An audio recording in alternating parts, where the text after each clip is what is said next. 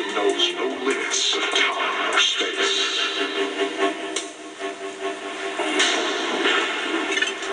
From the dawn of discovery to the nightfall of catastrophe, journey to a universe of the unexplained, the unforeseen, the unbelievable. A place beyond reality where no question will go unanswered. A place where myth and legend are law, superstition a science.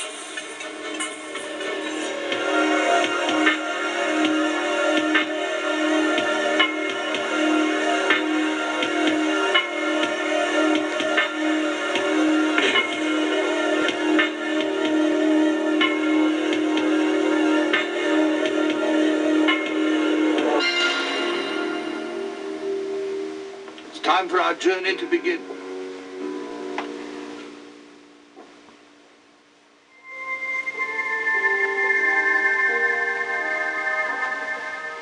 It is the final answer for the questions that life poses. But we too must ask. Is death really the end?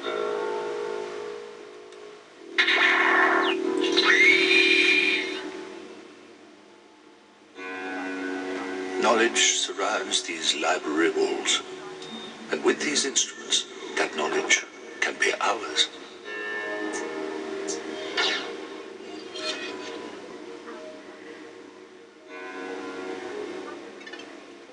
That undiscovered country from whose bourne no traveller returns.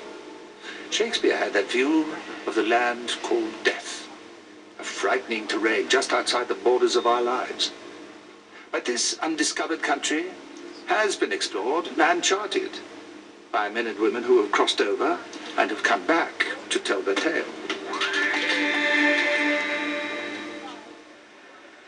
This journey can begin in the most innocent of ways. Well, it was about 10 or so at night. I was coming home from a late night at work, and this girl flagged me down. She had a flat tire and no jack, so anyway, I helped her out. It was actually kind of nice out, and I didn't mind getting my hands dirty. After all, it was a good cause, and she was kind of pretty. I guess I was feeling like some sort of heroic figure for saving the day. We were having a nice get-acquainted kind of chat. You know, the kind where you really like somebody, but you both don't know it yet. When this real weird guy showed up from nowhere, and, well, he didn't seem like he was going to leave. I must have been distracted, because I never even heard that car.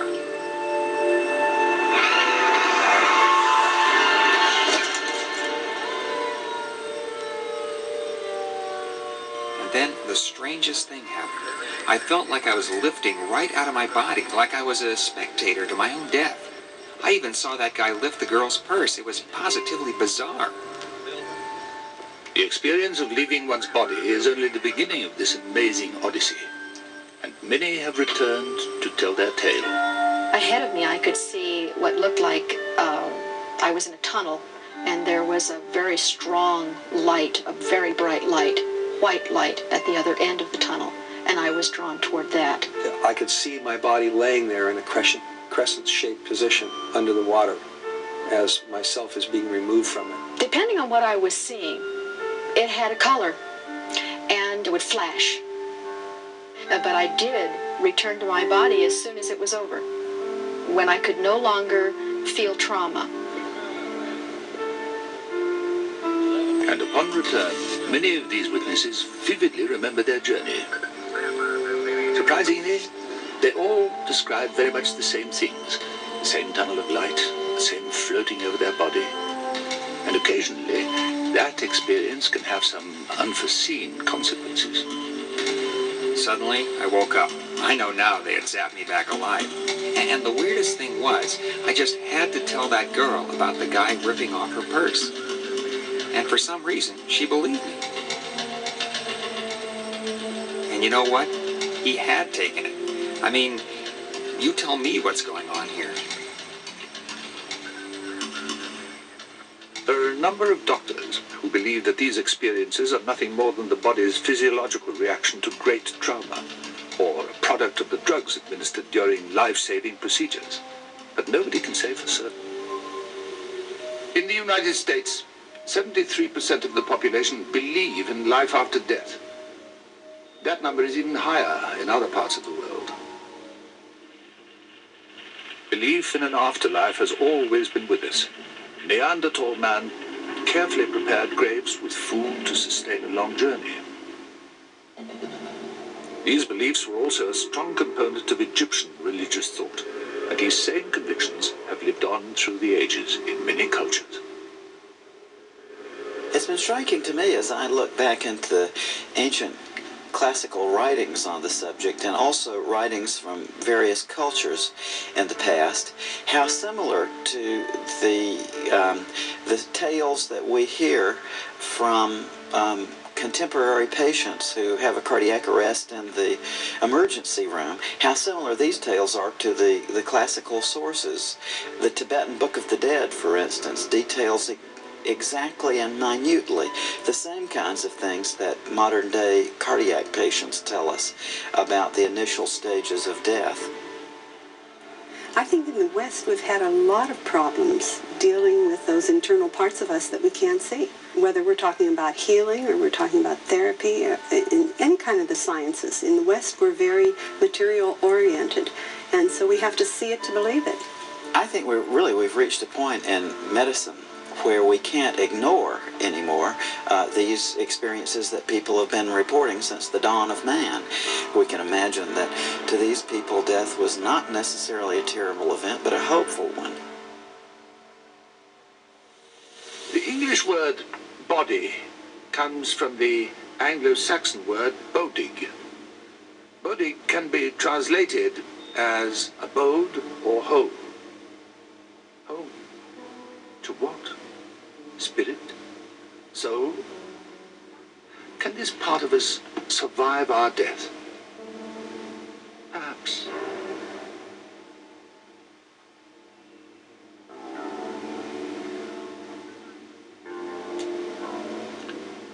These two men could hardly be more different. General George Patton and Wolfgang Amadeus Mozart. But both had something in common. One believed he had been reincarnated. The other, some believe, was reincarnated. These are only two of the better-known people who may have experienced a past life. General Patton was a dedicated soldier, a self-proclaimed war lover. And he passionately believed that he had lived before as a Roman warrior, and that warrior lived inside him as he fought his way through history. Mozart was one of history's great prodigies, composing his first mature work at the age of 4. Could such precocious talents merely be the premature awakening of a soulmate? Well, certainly a lot of people spontaneously remember past lives, and it's very vivid. And then we have these geniuses like Mozart, at the age of 6, writing symphonies, that just belie the fact that we could just have a very mechanical, physical brain. It is illogical to me that anyone can sit down and with a complicated machine like a piano can play it perfectly by listening to the music. I'm not sure what kind of brain cells need to connect to do that. It is my viewpoint that in an earlier lifetime, these people knew how to play the piano and play it well. Mozart, I think, is a classic example of this. We come in with learning from previous lives, tremendous learning. And so we have child prodigies and geniuses. As far as I am concerned, this is recall. We access past lives all the time. I'm going to count slowly. And when you feel you're approaching this beautiful clearing, nod your head. This idea of some past life living on after physical death is a startling one. And a new kind of psychological study has been developed to explain it. A new age science called past life therapy. Real, will you help me? Are you from God? Are you from the white light? Help me. This woman is about to journey back into her subconscious. She and her psychiatrist guide believe that she will soon experience a past life, a life that may have a bearing upon her present. They beat me. And they don't stop. I see blood on the walls and it's fine. It's rather like being in a light sleep or in that period of being barely awake. awake. It occurs to all of us, maybe after a long sleep, awake in the morning, and for a few seconds we're just barely aware of the room and still clearly recalling any dreams we may have had. And the state I most commonly achieve is very similar to that. This past life regression puts people in contact with repressed memories or their imagination. No one can say for certain. As you begin to study consciousness, you can't help but see that there is more to consciousness than a finite physical body. In my experience, I have never encountered anyone who has not had a past life, even the skeptics. It's a fantastic theory that we embody the essence of thousands who lived before us. Any concept that fantastic must have many explanations, some perhaps very ordinary. We are ancient. And as nearly as I can tell, we began inhabiting forms almost before the universe was formed. So when you take a look at when we perceive the universe was formed, and then you figure how many lifetimes we've lived, we're looking at a vast number. I was a priest in Atlantis, a high priest, and had a lot of psychic ability. I think the earliest one that I went to was kind of like being a tribesman in the forest, and I remember feeling very proud that I had 2 wives. When she regressed me, I found myself on a ship, and I was a man, and I was the first mate. The only lifetime that I've been able to validate to a certain degree was the lifetime that I was the wife of Marcus Aurelius Caesar. These are lovely fantasies, but they're fantasies. They're believed in fantasies sometimes. And people erroneously think that because you can have this experience, and the individual believes it's real sometimes, that is as if it were real, that it really is that way. Guide yourself toward the earlier lifetime that will give you understanding of these feelings.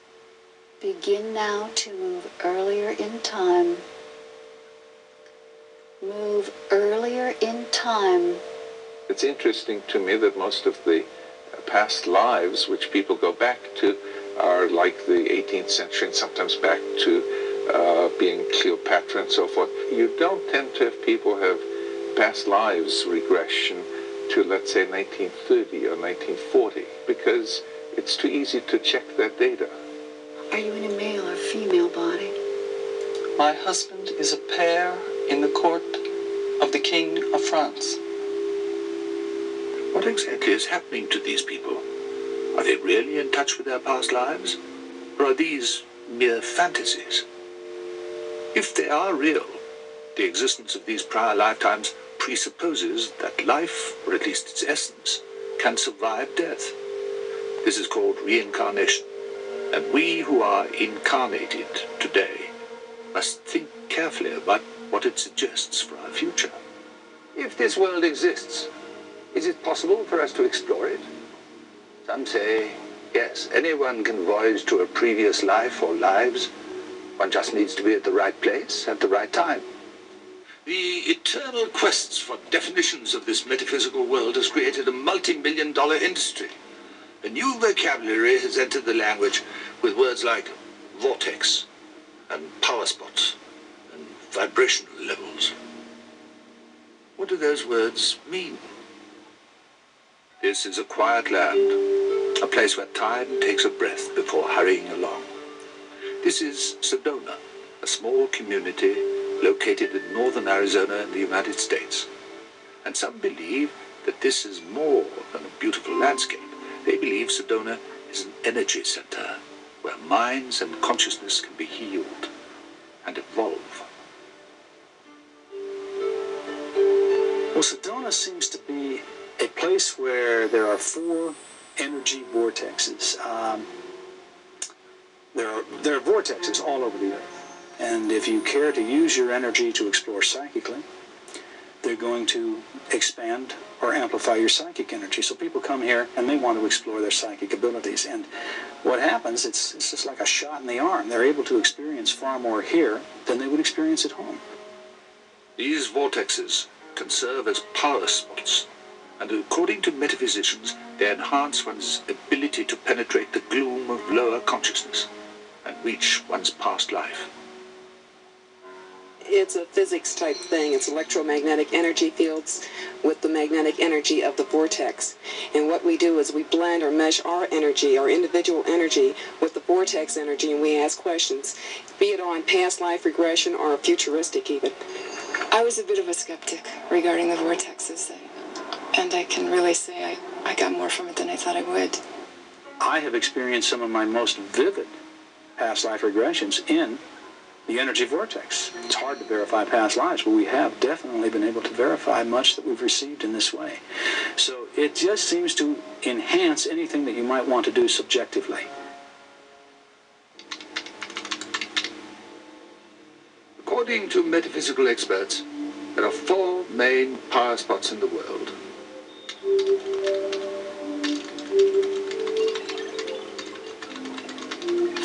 Positive power spots are located in 2 places, here in Kauai in Hawaii and in Sedona, Arizona. Negative spots can be found in Sussex in England or in the Caribbean, in a place known as the Bermuda Triangle. In Sedona today, Dick Sutphen conducts mass seminars where hundreds pay hundreds to connect with their latent psychic abilities.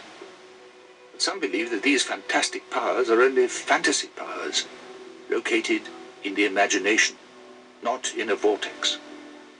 Any time throughout history we've had miracle places, and it has much to do with the expectations of the individual.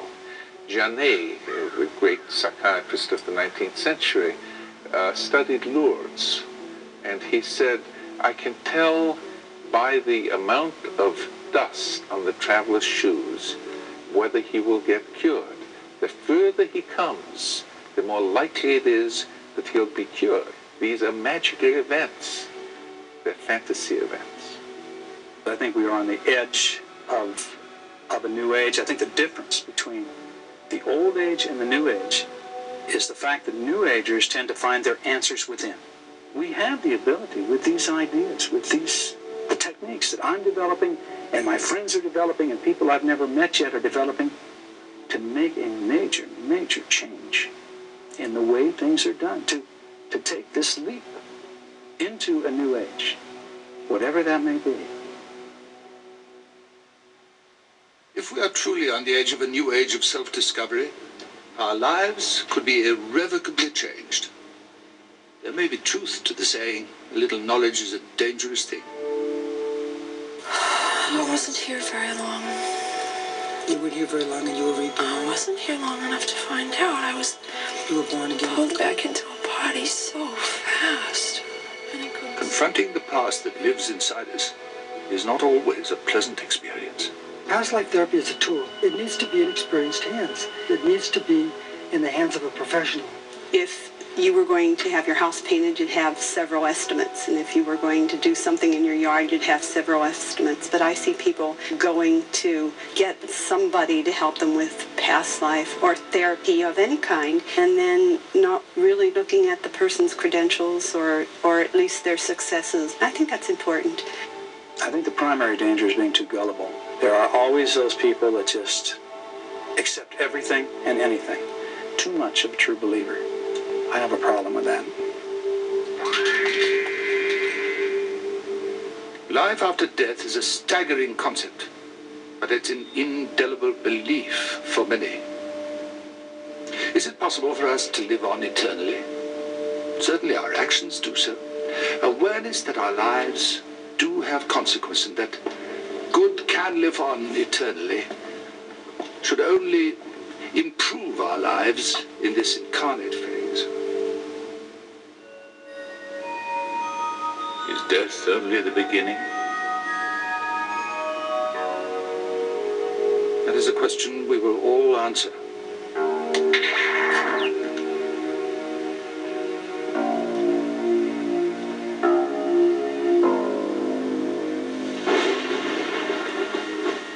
Secrets and Mysteries presents information based in part on theories and opinions, some of which are controversial.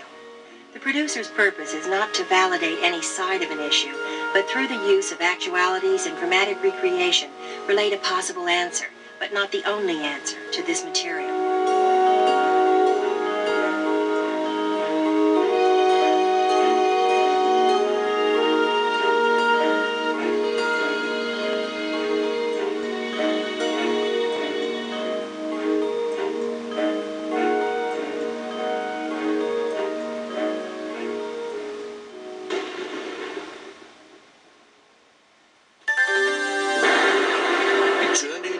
Knowledge, beyond reason, to a land we call the future. In the 16th century, he was certainly the most famous of the prophets. And today, 400 years later, we still heed his words. He foretold with crystal clarity the history of mankind before it happened. For a prophet to be as famous worldwide centuries after he lived shows that there must be something there. He has come to symbolize the occult, the fantastic, but he was very real. His mission was to warn us of many of the dire things he foresaw in coming human race. He was Nostradamus.